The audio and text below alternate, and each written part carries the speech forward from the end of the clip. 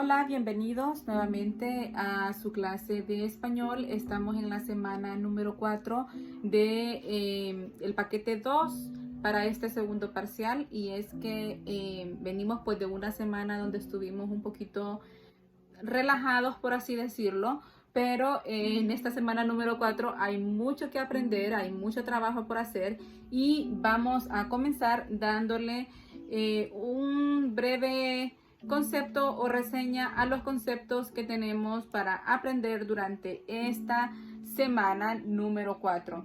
Y el tema para hoy, lunes 30, abordado es el retrato.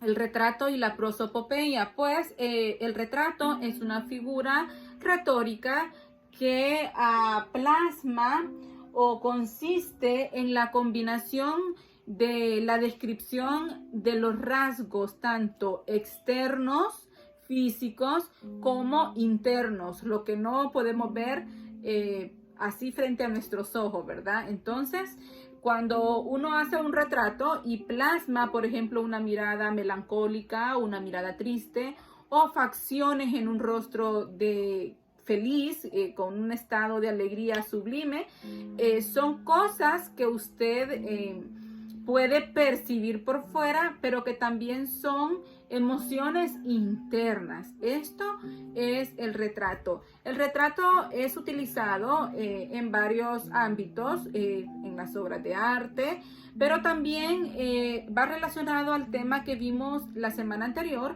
sobre la autobiografía, y es que siempre se incluye un retrato de la persona, en donde la persona, en base al retrato, hace la descripción más detallada en el contenido de la autobiografía.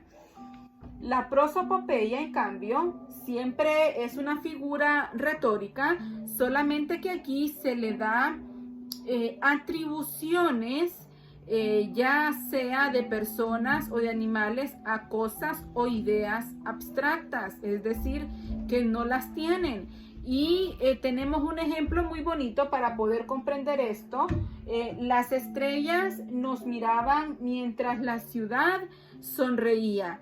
¿Será que las estrellas pueden ver? No, pero como dijimos, la prosopopeya atribuye estas ideas o atribuye cualidades humanas o de animales a figuras abstractas. En eso consiste la prosopopeya. Tenemos una tarea para este día, y es una descripción de un retrato. Ustedes van a dibujar una pequeña figura y de su personaje favorito, y van a hacerme una descripción de este retrato. Ustedes van a hacer el dibujo y me van a escribir la descripción de su personaje favorito ahí en el material de clase. También hay algunas frases que ustedes van a estar escribiendo en lenguaje prosopopéyico. Yo tengo ahí en el material un ejemplo, y según la imagen que yo les esté dando en el material, ustedes van a formular, quiero ver ahí su imaginación, frases coherentes con sentido completo en base a una descripción prosopopéyica. Ahí tenemos una nube de lluvia, y dice, la nube dice que lloverá. Sabemos que la nube pues no puede hablar, ¿verdad? Pero eso sería una representación prosopopéyica. O la nube llora de tristeza, podría ser también. De igual forma, ustedes me van a escribir frases prosopopéyicas con los iconos o dibujos que yo les estoy dando en el material. Para el martes tenemos el tema del panel y la conferencia. Son técnicas de expresión oral. Por ejemplo, en el foro se trata de 2, 4 o 6 profesionales o expertos en la materia, y dan a conocer sus conocimientos, sus puntos de vista sobre un tema en específico. Siempre hay durante el panel un coordinador o moderador, el cual lleva el tiempo y regula las participaciones a manera entre los panelistas, a manera de que como que ninguno tenga más protagonismo que otro, sino que se desarrolle la temática con la opinión de todos los panelistas que están invitados a desarrollar el panel. La audiencia en el panel puede estar de manera presencial o también puede ser audiencia cibernética, por así decirlo. Cuando se dan las transmisiones en televisión, pues los televidentes están desde casa. Cuando se da a través de la internet, pues están por detrás de una pantalla de un ordenador o computador o quizás un celular. Entonces pueden ser tanto presentes como no presentes la audiencia, ¿verdad? En un panel. Y algo característico de esto es que sí, las personas que van a estar a cargo de dar a conocer la temática son expertos en el tema que se está tratando. De la conferencia les puedo decir que es una técnica de expresión oral donde generalmente las conferencias es por una o dos personas, pero puede ser el número de conferencistas que quieran. El público para la conferencia es un público directo, es decir que todos los que vayan a una conferencia sabían a lo que iban y están interesados en aprender sobre el tema que se llevará a cabo. Por ejemplo, hay conferencias educativas, hay conferencias religiosas, hay conferencias sociales, hay conferencias de todo género y tipo, enfocadas a la temática científicas, por ejemplo, médicas, enfocados a la temática que les interesa. Esta es la particularidad de la conferencia, que todos los asistentes saben lo que se va a discutir y van interesados en aprender en esta conferencia. Siempre las conferencias son de tipo presencial, el público está presente, pero recordemos que hoy en día pues casi todo ya está virtual y siempre hay innovación en este sentido. Hay conferencias virtuales hoy en día. Yo tuve la oportunidad de asistir a una en la universidad, era sobre la salud física y mental y estábamos conectados todos, se dio la hora y solo que no estábamos presentes cara a cara, pero todos estábamos atentos a la conferencia que se llevó a cabo. También hubo otra en estas 2 semanas atrás sobre la filosofía. Entonces sí se están dando las conferencias virtuales, pero la particularidad antes de que todo esto viniese todo este cambio era que en la conferencia las personas asistían al desarrollo de estas técnicas de expresión oral, donde se iba pues a aprender del especialista que daba la conferencia en sí.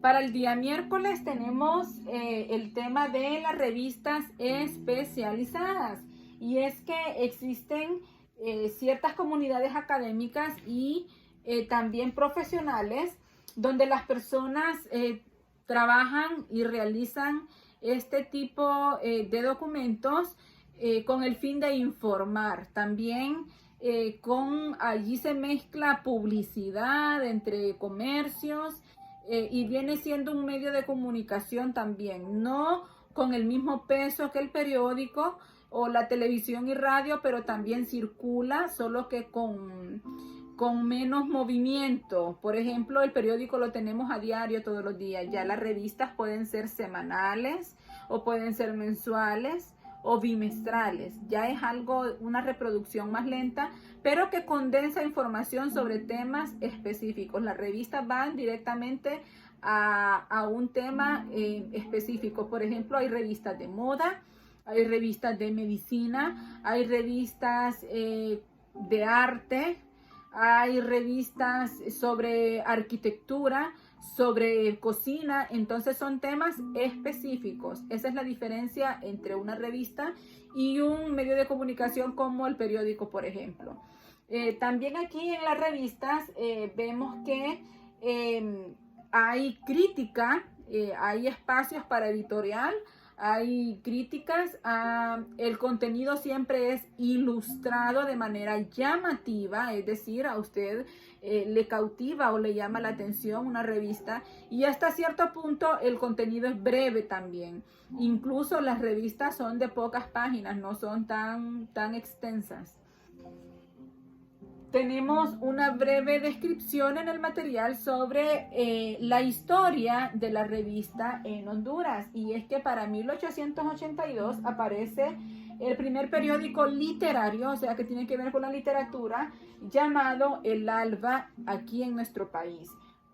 Los periódicos literarios fueron los precursores de la revista literaria aquí en Honduras, y ya para 1888, es decir, 6 años después, se fundó Progress, que tenía temática minera. En aquellos tiempos ese era un rubro en auge, entonces la revista iba enfocado a contenido minero.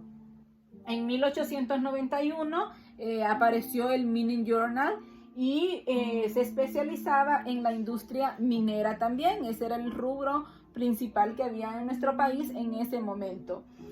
Para 1892 salió Guasarique, el cual el propietario fue Ramón Rosa, y es una de las primeras revistas literarias en nuestro país. Ya después, en 1905, Froilán Turcios, recuerden que ya habíamos hablado sobre él como uno de los escritores hondureños, también tuvo una revista literaria, y de esos años para acá ya empezaron a salir más. Hoy en día nuestro país tiene varias revistas actualmente que circulan. Como les mencioné, no son de tipo como muy regular, siempre están una vez por semana, una vez al mes, o cada 2 meses, o cada 2 semanas. Las revistas no son a diario, sino que se prolongan en cierto tiempo. Después de este contenido tenemos ahí un esquema en blanco como un prototipo de una página de revista, donde ustedes van a colocar el nombre de la revista. Por favor, utilicen colores, marcadores, hagan su trabajo lo mejor que puedan, llamativo. Recuerden que el esquema de la revista es así. Ustedes tienen que ponerle su título, pueden inventar el número de página, el número de la sección. Si ustedes van a hablar de una sección de cocina, pues van a dar recetas y adjuntan un dibujo en cada una de las recetas, o recomendaciones, tips para cómo conservar los alimentos en buen estado dentro de la refrigeradora, o cómo yo puedo organizar una rutina de limpieza en mi cocina, por ejemplo. Ahora, si usted enfoca su revista a medicina, por ejemplo, entonces puede hablar sobre las medidas de bioseguridad. Siempre coloca imágenes o dibujos. Puede hablar sobre las medidas de prevención que podemos tomar para en este tiempo de invierno, que vienen muchas tormentas o muchas lluvias, las medidas que podemos tomar o los medicamentos que podemos tener a la mano. Pueden hablar sobre una cierta enfermedad, el desarrollo, cómo se da, síntomas. Si ustedes están enfatizando su revista o esa hoja de revista a ese tema de la medicina. Ya les di 2 ejemplos. Ustedes pueden ser creativos, pueden hablar sobre educación también. Pueden hablar sobre el tema de su interés. Puede ser una revista de moda o puede ser una revista literaria y mencionan algunas obras o algunos libros. O quizás puede ser una revista de cine, por así decirlo también. Entonces ustedes tienen que tener creatividad. Solo recuerden ambientar su página de la revista al tema que es: dibujos, contenido llamativo, y una vez que lo tengan listo, pues me mandan la evidencia de que han terminado su tarea. Para el día jueves hablaremos sobre acrónimos y siglas. ¿Qué son acrónimos? Pues es una abreviatura cuya estructura permite una pronunciación de una palabra, pero que significa muchas más. Es decir, es abreviar varias palabras, generalmente nombres de organizaciones, para hacerlas más cortas y de una facilidad de memorización que las personas la puedan recordar. Tenemos en el material el ejemplo de SNACYFOR. SNACYFOR es una Escuela Nacional de Ciencias Forestales que existe en nuestro país, en el área o en Ciguatepeque. Este es como una especie de colegio o institución educativa en la rama forestal, y lleva ese acrónimo, esas siglas, abreviados. Es SNACYFOR, Escuela Nacional de Ciencias Forestales. Por ejemplo, la universidad donde yo estoy asistiendo ahorita, su abreviatura es UPNFM. ¿Qué significa? Pues Universidad Nacional, Pedagógica Nacional Francisco Morazán. De igual forma está la UNA, CITRAMEDIS. Hay varias siglas y hay varios acrónimos de organizaciones en nuestro país. Ahí van a tener alguna tarea donde ustedes van a decir cuándo es acrónimo. Recuerden la diferencia, son sílabas que nos recuerdan la palabra. Tiene que ser varias juntas y forman una nueva palabra. Esa es la diferencia entre el acrónimo a la sigla. Solo es la primera palabra nada más. Entonces, si yo les digo UPN, será sigla o acrónimo. Es una sigla porque solo toma la primera letra, pero si yo digo SNACYFOR, ya se vuelve acrónimo porque tiene varias sílabas unidas que forman la palabra SNACYFOR, aunque se refiere a Escuela Nacional de Ciencias Forestales. Ahí tienen un pequeño ejercicio en el material, por favor me lo hacen. Y la tarea va a consistir en ese pequeño ejercicio que hay y en que ustedes establezcan bien las diferencias. Me escriben en su cuaderno. Creo que ahí mismo está. Si no dice, son 5 siglas y 5 acrónimos de los que no están mencionados en el material. Esa es la tarea del día jueves, extra a lo que está en la hoja de contenido. Hay algunas reglas para el uso o para la escritura de estas